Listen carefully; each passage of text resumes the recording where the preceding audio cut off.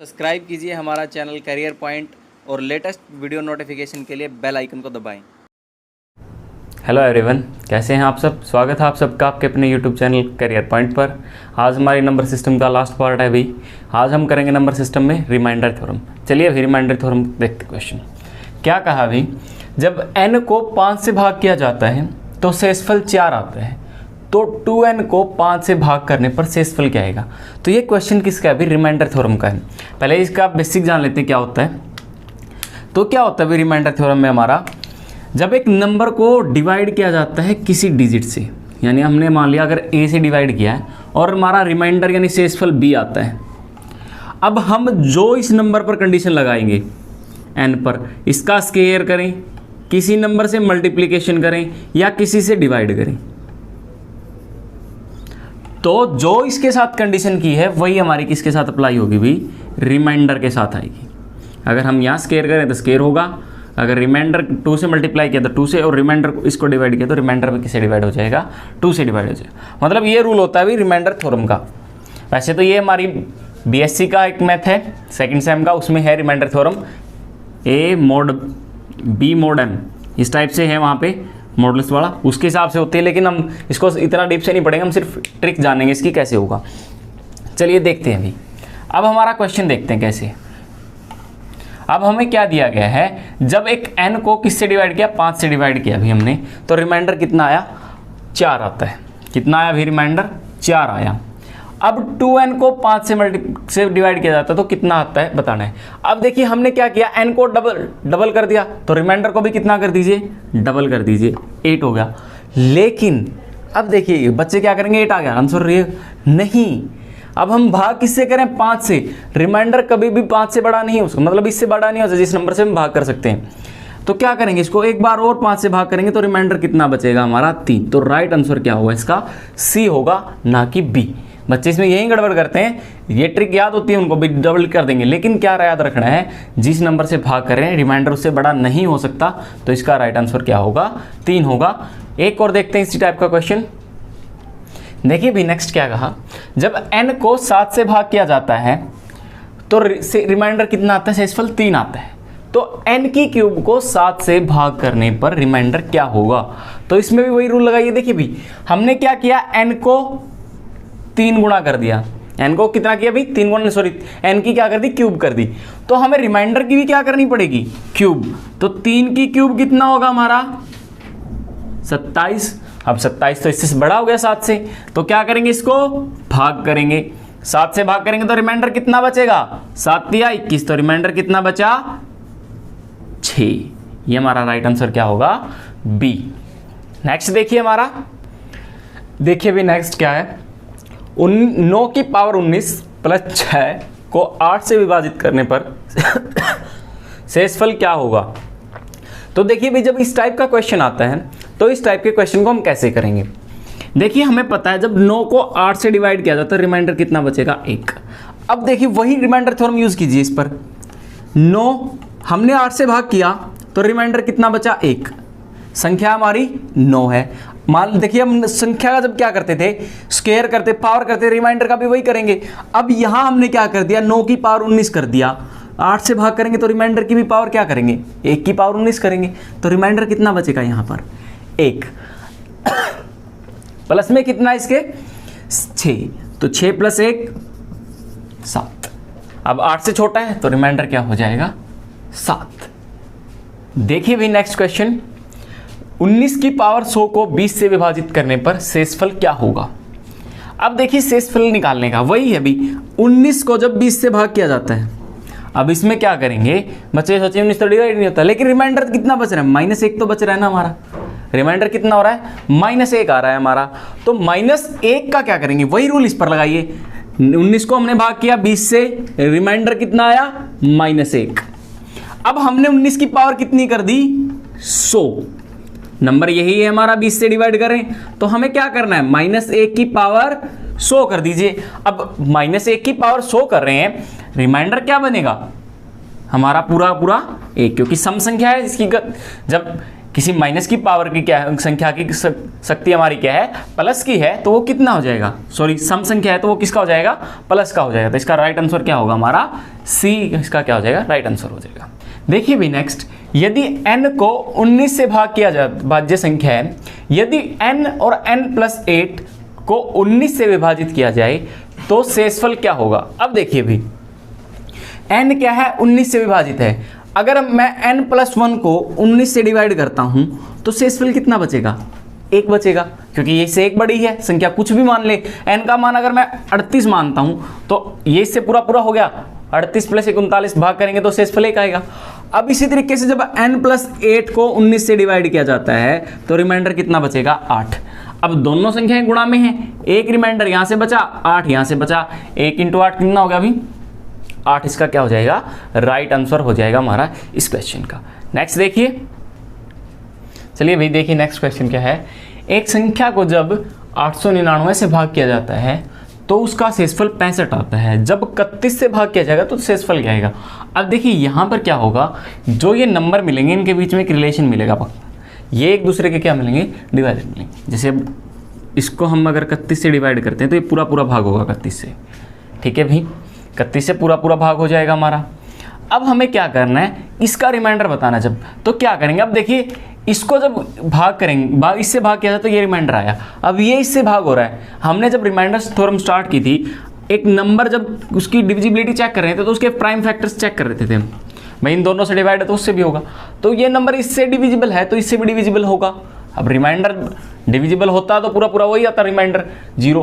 अब इसका 65 दे रखा है तो इसका हम कैसे निकालेंगे वो देखिए एक बार, आपको इतना नहीं याद रखना, आपको सिर्फ याद रखना है अगर ये इसको पूरा पूरा डिवाइड कर रहा है, इस टाइप के क्वेश्चन में यही होता है भाई, इन दोनों के बीच में रिलेशन होता ही होता है, डिविजिबल होते हैं पूरे पूरे। अब हमें 65 इस दे रखा तो हमें क्या करना है, 65 को क्या करना है, 31 से डिवाइड कर देना। जो रिमाइंडर है पहले उसको हमने क्या कर देना, 31 से भाग कर देना है। तो 31 से भाग करेंगे तो 31 दूनी 62, तो रिमाइंडर कितना बचा, 4। तो राइट आंसर क्या होगा हमारा, ऑप्शन नंबर बी क्या, हाँ सॉरी 3 आएगा, सॉरी भाई 4 नहीं 3 बचेगा, 62 3 बचेगा, हाँ सॉरी 3 होगा बाय मिस्टेक, हाँ 3 है क्योंकि 65 दे रखा है, 65 में से क्या घटाएंगे, 62 घटेगा तो 3 बचेगा, सॉरी। ये भी देखिए नेक्स्ट क्वेश्चन क्या होगा। एक संख्या को जब 91 से भाग किया जाता है तो शेषफल कितना आता है, 17। तो 13 से भाग करने पर शेषफल कितना होगा। जैसे ही मैंने बताया था पिछले में, इन दोनों के बीच में रिलेशनशिप है सही, 13 से 91 पूरा पूरा डिविजिबल हो रहा है। तो हमें क्या करना है, 17 को किससे भाग कर देना है, अब 13 से भाग करेंगे तो रिमाइंडर कितना बचा हमारा, 4। 13 × 13 तो रिमाइंडर कितना बच जाएगा हमारा, 4। तो इसका राइट आंसर कितना हो जाएगा, 4 होगा। देखिए भाई नेक्स्ट क्या है, जब एक संख्या को 280 से भाग किया जाता है तो रिमाइंडर कितना है, 115। जब इसी संख्या को 35 से भाग किया जाता है तो शेषफल कितना होगा। सेम वही कंडीशन, 280 डिविजिबल बाय 35, 35 निमा 280। अब हम अगर इसको भाग करते हैं 115 से तो 35 चौका कितने होते हैं अभी, 105। तो 115 में से 105 गया, कितना बचेगा अभी हमारा, 10। तो राइट आंसर क्या हो जाएगा इसका, बी। चलिए अभी नेक्स्ट देखिए क्वेश्चन। दो संख्याओं को 33 से अलग अलग भाग देने पर शेषफल क्रमशः क्या है, 21 और 28 आता है। तो इन संख्याओं के योगफल को 33 से भाग देने पर क्या आएगा शेषफल। अब क्या है अभी, जैसे क्या दे दिया, अगर a को हम 33 से भाग करते हैं तो क्या है, 21 है। a को हम 28 से भाग करते, सॉरी 33 से भाग करते हैं तो b को 33 से भाग करते हैं, रिमाइंडर कितना है, 28 है। अब क्या कह रहा है, ये जब अगर a + b को 33 से भाग करेंगे तो रिमाइंडर क्या होगा। अब रिमाइंडर थ्योरम क्या कहती है हमारी, जो इसका हमने क्या किया, संख्या के साथ किया वही क्या कर दो, रिमाइंडर के साथ कर दो। अब हमने क्या किया, संख्याओं को जोड़ दिया तो रिमाइंडरों को भी जोड़ दो। 21 + 28 कितने हो गए भाई, 49। और जब 49 को 33 से भाग किया जाता है तो रिमाइंडर कितना बनेगा, 16। तो राइट आंसर क्या होगा, D is the right answer. देखिए भी नेक्स्ट क्वेश्चन क्या है। जब क्या कहा, एक संख्या को क्रमागत 4 और 5 से भाग करने पर शेषफल क्या है, 1 और 4 बचता है। तो संख्या ज्ञात कीजिए। देखिए इसमें क्रमागत, इसको बोलते हैं इंग्लिश में सक्सेसिव डिवीजन। क्या होता है भाई, सक्सेसिव का मतलब क्या होता है, देखिए समझिए एक बार। अगर एक संख्या n है, उसको मैंने 4 से भाग किया तो जो भागफल आया उसको मैंने क्या कर दिया, फिर से 5 से भाग कर दिया। क्या कर दिया, फिर से 5 से भाग कर दूं तो वो क्या है मेरा सक्सेसिव डिवीजन यानी क्रमागत भाग।